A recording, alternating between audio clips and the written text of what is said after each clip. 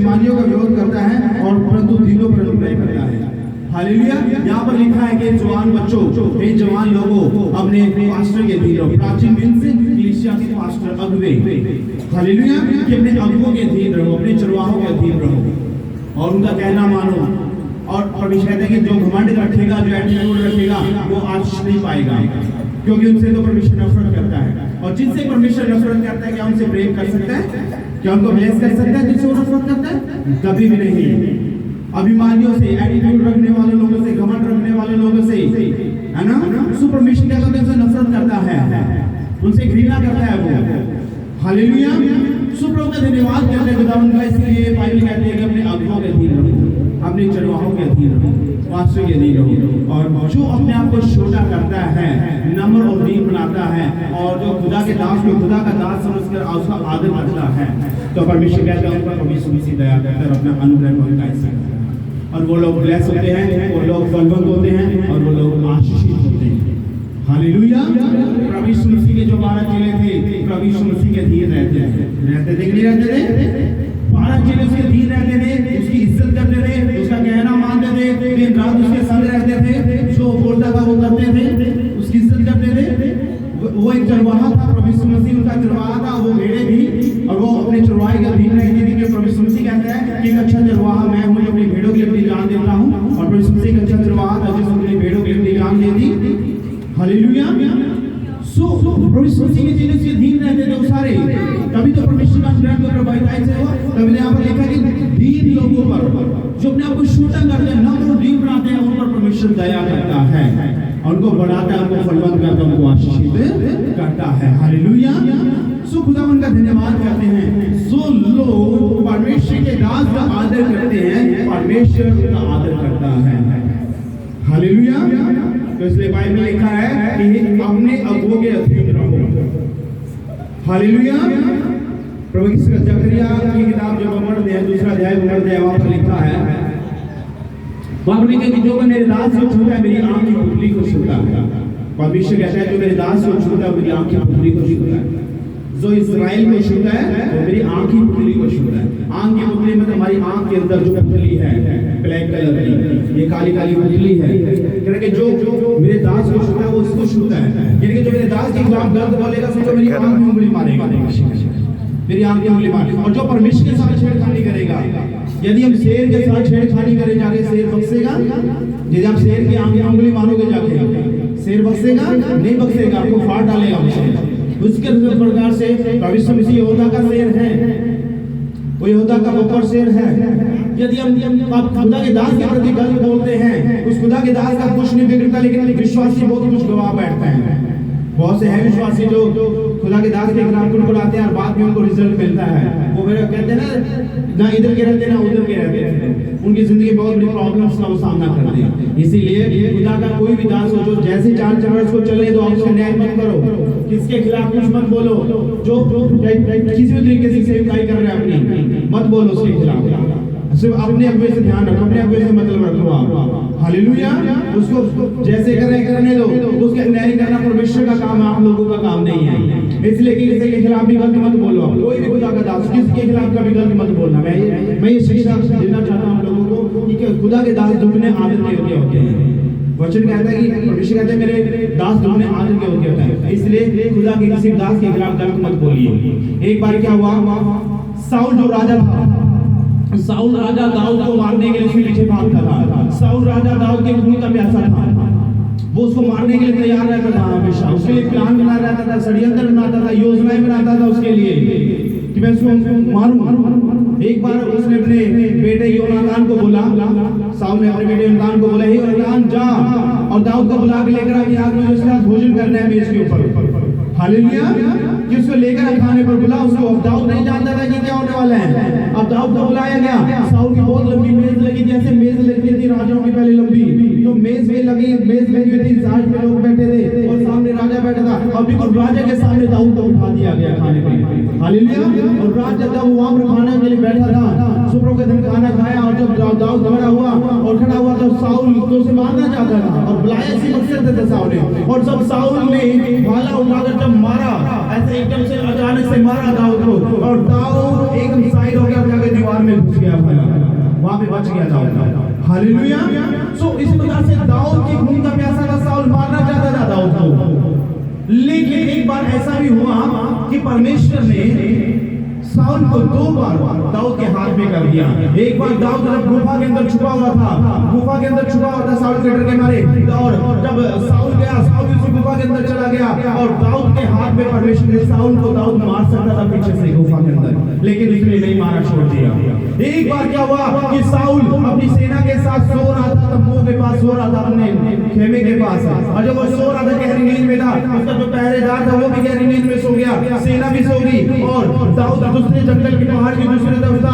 और प्रभु का धन्यवाद करता हूं, दाऊद ने अपने एक सेवक को भेजा कि जा और साउल की जाके वो पानी की सुराही मटकी उठा के ले आ, और प्रभु का धन्यवाद करते खुदावंद का भेजा। तो वहां पर भी साउल को दाऊद के हाथ में कर दिया गया था, और उसके सेवक ने कहा दाऊद को, हे दाऊद को बोला, हे प्रभु, हे राजा, क्या मैं इसको मार दूं साउल को, या तुम्हें साउल को मार डालोगे? तो वहां पर एक शब्द बोला था दाऊद ने, कह रहे नहीं, ये खुदा का अभिषिक्त दास है, ये खुदा का अभिषिक्त दास है, इसके ऊपर हाथ उठाना उचित नहीं, इसका न्याय परमेश्वर करेगा, मैं न्याय करने वाला नहीं। कह रहे कि इसका न्याय परमेश्वर करेगा, ये खुदा का अभिषिक्त दास है। हालेलुया। तो इसलिए उसने हाथ नहीं उठाया दाऊद ने उसको मारने के लिए, जब उसे मार सकता था मेरे प्रियो। क्यों? क्योंकि खुदा का अभिषिक्त दास था। दाऊद साउल से नहीं डरता था, दाऊद परमेश्वर से डरता था। हालेलुया। इसीलिए उसने हाथ नहीं उठाया। सोचो, दाऊद एक खुदा का अभिषिक्त दास था, दाऊद भी खुदा का अभिषिक्त राजा बना वो। हालेलुया। लेकिन उसने उसके ऊपर हाथ नहीं उठाया, क्योंकि वो जानता था दाऊद ये परमेश्वर का दास है। तो उसी प्रकार से किसी का न्याय करना हमारा काम नहीं मेरे प्रिय, किसी का न्याय करना हमारा काम नहीं है। कोई भी खुदा का दास है, चाहे वो किसी भी ढंग से सेवकाई कर रहा अपनी, अभी किसी के खिलाफ कोई भी गलत शब्द नहीं बोलना है। हालेलुया। उसका अगर कोई सही कर रहा है तो ठीक है, गलत कर रहा है तो न्याय परमेश्वर करेगा। सिर्फ आप अपने से मतलब रखो बस। हालेलुया। तो इसलिए परमेश्वर कहते हैं, जवान बच्चों अपने अगुओं के अधीन रहो, और कभी भी ऐसी कोई गलती ना करो, मत कुड़कुड़ाओ कि जिसका तुम्हें लेखा देना पड़ेगा। हालेलुया। इसलिए कहते हैं परमेश्वर अधीन रहना सीखें। अधीन की शब्द बहुत खतरनाक है, और किसी के अधीन रहना कोई आसान बात नहीं, कोई मजाक नहीं है कि आज कोई भी किसी के अधीन रहना पसंद नहीं करता। सच बताऊं आपको, कोई भी किसी को, चाहे वो अमीर हो चाहे वो गरीब हो। हालेलुया। हर कोई अपने में राजा है। Praise the Lord. कोई अधीन नहीं रह सकता किसी के। वो कहते हैं कि मैं इसके अधीन क्यों रहूं। हालेलुया। प्रभु का धन्यवाद करते हैं। लेकिन हम जो मसीह लोग हैं, परमेश्वर के जो लोग हैं, बाइबल कहती है हमें अधीन रहना सीखना चाहिए, क्षमा करना सीखना चाहिए, एक दूसरे को माफ करना सीखना चाहिए, एक दूसरे से प्रेम करना सीखना चाहिए। यदि आपका कोई बड़ा भाई या आपसे नफरत करता है, आप उससे नफरत मत करें, आप उसके लिए दुआ करें, आप उसके लिए घुटने टेकें कि परमेश्वर के जीवन को बदल, इसके हृदय को बदल, इसको नम्र बना, इसको बदल के रख दे परमेश्वर, ताकि मुझसे नफरत नहीं बल्कि मुझसे प्रेम करें। हालेलुया। उसके लिए बेटा प्रेम प्रार्थना करो। आप लोग परमेश्वर बदलेगा, आप लोग कभी नहीं बदल सकते उसको जिंदगी भर, सारी उम्र बीत जाएगी, लेकिन बीच में जो रंजिश है, जो कड़वाहट है, जो द्वेष है, जो बैर है, वो कभी नहीं निकलेगा भाइयों आपके बीच में से। वो हमेशा उनके साथ ऐसी लगी रहेगी उनके हमेशा। आप नहीं बदल सकते आप उसको, क्योंकि वो तो कहेगा कि मैं इससे कम नहीं, वो कहेगा मैं इससे कम नहीं, वो कहेगा कि मैं क्यों से माफ करूं, वो सोचेगा मैं क्यों से माफ करूं। वो कभी उनके बीच से कभी खत्म नहीं होगी वो चीज। और देखा है कि 10-10 साल 20-20 साल भाइयों के बीच में 10-10 साल 20-20 15-15 साल रंजिश चलती रहती है, लड़ाइयां चलती रहती है। लेकिन परमेश्वर कहता है यदि दूसरे को बदलना है तो पहले खुद अपने आप को बदलो। हालेलुया। यदि आप दूसरे को बदलना चाहते हैं, खुद अपने आप को बदलो, और बदलो भी कैसे? प्रार्थनाओं के द्वारा। प्रार्थना करो, और बाइबल कहते हैं विश्वास करने वालों के लिए सब कुछ हो सकता है, प्रार्थना के द्वारा सब कुछ हो सकता है, प्रार्थना के द्वारा सब कुछ हो सकता है। क्योंकि परमेश्वर का कलाम कहता है कि न बल से होगा न ताकत से होगा, पर मेरी आत्मा के द्वारा सब कुछ हो जाएगा। आप अपने बल ताकत बुद्धि से किसी भी इंसान को अपने अधीन नहीं कर सकते, ना अपना बना सकते, ना उस पर अधिकार जता सकते आप। लेकिन यदि तुम प्रेम से, प्यार से, है ना, उससे बात करोगे, यदि वो बात करना पसंद नहीं करता आपसे, तो आप उसके लिए घुटनों पे जाइए, आप प्रार्थना कीजिए, आप दुआ कीजिए, उपवास रखिए उसके लिए कि परमेश्वर बदल इसके परिवार को, परमेश्वर मेरे भाई को नाश होने से बचा, इसके परिवार को बचा, परमेश्वर बदल दे इसके जीवन को। आप दुआ कीजिए उसके लिए, आप प्रार्थना कीजिए उसके लिए, और फिर देखो परमेश्वर कैसे काम करेगा। उस व्यक्ति को बदल कर रख देगा। 10-10 साल पुरानी मसीह में आकर लोगों की हमने अपनी आंखों से देखा है 10-10 साल पुरानी रंजिश खत्म हुई है। हालेलुया। और उनके बीच में प्रेम प्यार हो जाता है, प्रार्थना के द्वारा सब कुछ हो सकता है। हालेलुया। खुदावंद का धन्यवाद हो। सदरक मेसक अबेदनगो को जब जल्दी आग के भट्टे के अंदर डाला गया, उनकी प्रार्थनाएं जो परमेश्वर को उनसे बाहर निकाल लिया था। दानियल की शेर के मांगों के अंदर डाला गया, भूखे शेरों के बीच में डाला गया, पूरी रात भर दानियल भूखे शेरों के बीच में रहा। उसकी प्रार्थनाएं थी, जो उसकी प्रार्थना उसको वहां से बचा लिया। हालेलुया। इनकी प्रार्थना के द्वारा कुछ भी हो सकता है, प्रार्थना के द्वारा सब कुछ कर सकते हैं। हिजकिय्याह राजा था, हिजकिय्याह राजा के लिए आदेश हो गया स्वर्ग से कि वो मरेगा, लेकिन जब यशायाह ने भविष्यवाणी की, हे राजन, मुझे परमेश्वर ने भेजा है और परमेश्वर मुझसे कहा है कि तू मरेगा, इसलिए अपने रिश्तेदारों को इकट्ठा कर ले, परिवार को इकट्ठा कर ले, सगे संबंधियों को इकट्ठा कर ले, और जिसको जो हिसाब किताब लेगा, जो देना वो दे दे, क्योंकि तो मरने वाला है। हालेलुया। और हिजकिय्याह ने उसका विश्वास कर लिया, क्योंकि यशायाह ने भी बड़ा फेमस था, उस टाइम में बड़ा प्रसिद्ध था वो। लोग दुनिया जानती थी कि जो यशायाह ने एक बार बोल दिया वो पत्थर की लकीर है, कि जो यशायाह बोलता है वो परमेश्वर की ओर से होता ये होगा। और उसी टाइम हिजकिय्याह राजा ने क्या किया, ना वैद्य को बुलाया, ना डॉक्टर को बुलाया, ना परिवार को बुलाया, ना रिश्तेदारों को बुलाया, ना अपने महल के कर्मचारियों को बुलाया, किसी को नहीं बुलाया। दाऊद ने उसने हिजकिय्याह ने, और जैसे ही यशायाह नबी निकला, उसके भविष्यवाणी करके जो मरने वाला है, हिजकिय्याह गया अपने कमरे में और दीवार की तरफ मुंह किया, और दीवार की तरफ मुंह करके और रो करके आंसू के साथ प्रार्थना करना शुरू कर दिया।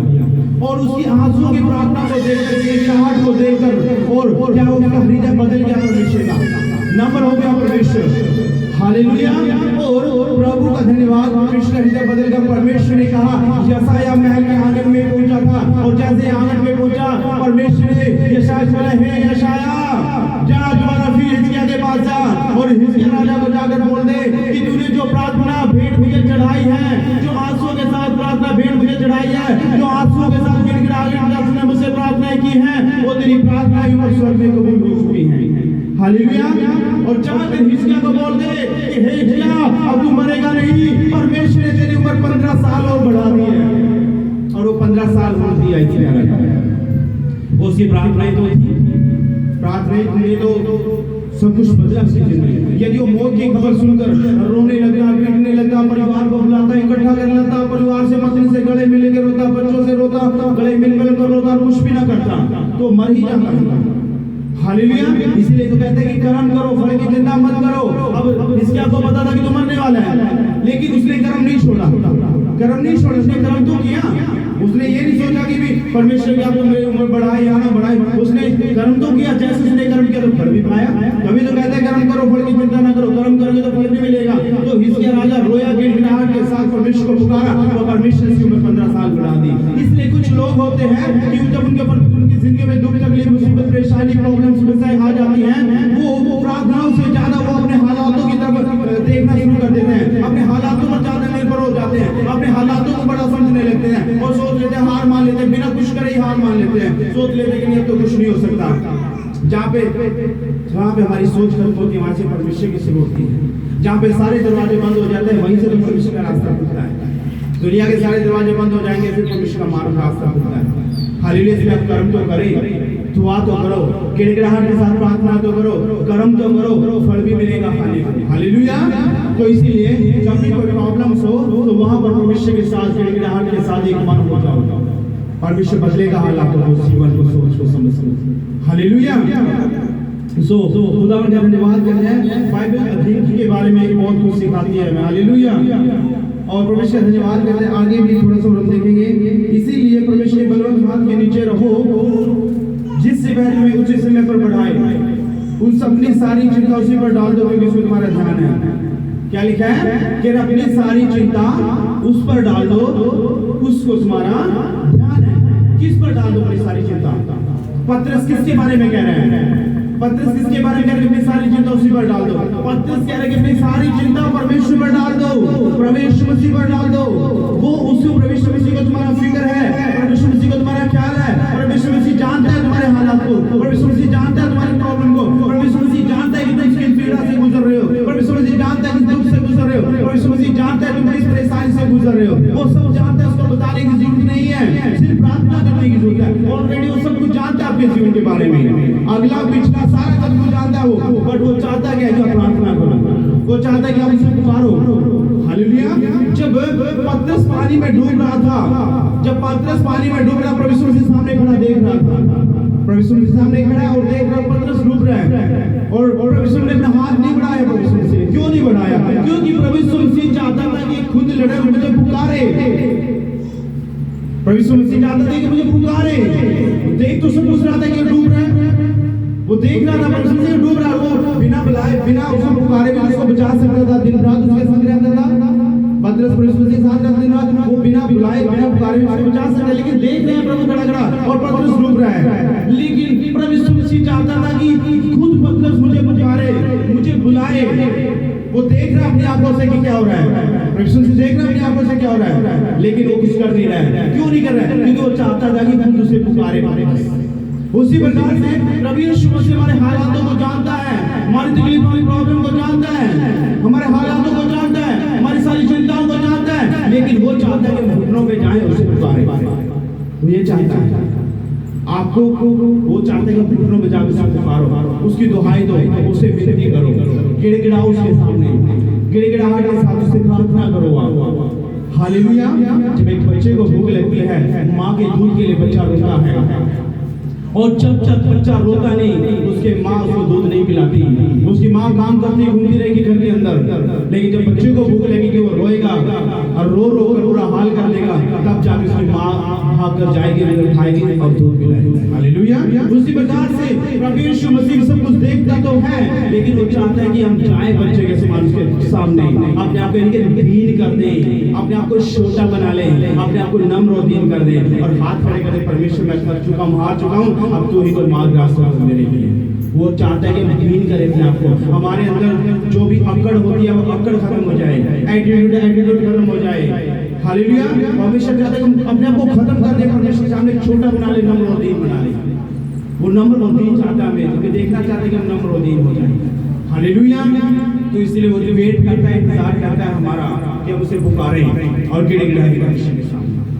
हालेलुया। क्योंकि वो जानता है सब कुछ, इसलिए उसको बताने की जरूरत नहीं है मेरे लिए। Praise the Lord. सो इसलिए प्रभु के पास जाएं, गिड़गिड़ाएं, घुटने टेकें और अपने हालातों के लिए दुआ करें और मेहनत करें, क्योंकि परमेश्वर चाहता है कि तुम खुद भी मेहनत करो।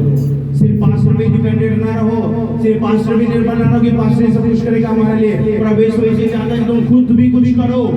अब पतरस पानी में डूब रहा है, प्रभु यीशु मसीह भी तो कुछ कर सकता था, लेकिन प्रभु यीशु मसीह ने क्यों नहीं किया? क्योंकि प्रभु यीशु मसीह चाहता था कि पतरस भी तो कुछ करे। हालेलुया। और जब पतरस ने पुकारा, हे रब्बी मैं डूब रहा हूँ, मुझे बचा ले, और तब जाके प्रभु यीशु मसीह ने अपना हाथ दिया और उसे समुद्र से बाहर निकाल लिया और वो डूबा नहीं मिलेंगे। हालेलुया। तो इसलिए वो चाहते हैं कि आप उसे पुकारें, वो चाहता है कि आप उसकी दुहाई दें, वो चाहता है कि आप उसके सामने गिड़गिड़ाएं एक बच्चे के समान। हालेलुया। अक्कड़ से ना जाए, बच्चे के समान परमेश्वर के पास आए, डरते हुए कांपते चले जाए, कि वो सामर्थी परमेश्वर है, उसके सामर्थ का, उसके पराक्रम का कोई सामने नहीं कर सकता, उनके सामने कोई खड़ा नहीं रह सकता। वो जीवित और सामर्थी परमेश्वर है। हालेलुया।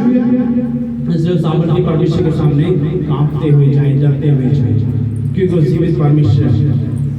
जीवित परमेश्वर से पुराने नियम में राजे भी इतना डरते थे, राजे महाराज इतना कांपते थे कि जब कोई खुदा का नबी आता था राजाओं के पास, उनकी पिंडियां कांपने लग जाती थी।